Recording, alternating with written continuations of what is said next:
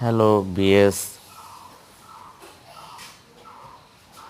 আমি এবং আমার ছেলে এবং ভাতিজাকে নিয়ে দেখতে গিয়েছিলাম আমার রসুনের জমি। তো যাই হোক, মোটামুটি ভালো হয়েছে। তো আলহামদুলিল্লাহ, আশা করা যায় সামনে মোটামুটি দাম পাওয়া যাবে।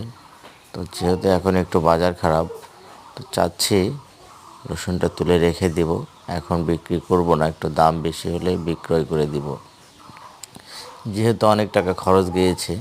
তো যাই হোক, আমি গিয়েছিলাম, আমার পিছে পিছে আমার ছেলেও গিয়েছিল।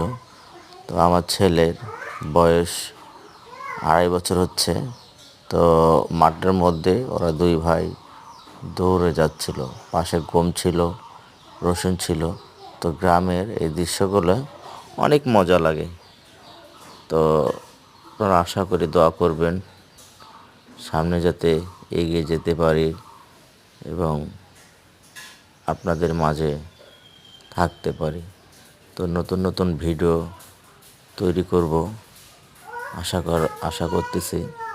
তো আপনারা সাপোর্ট করবেন এবং ভালো লাগলে অবশ্যই সাবস্ক্রাইব করবেন।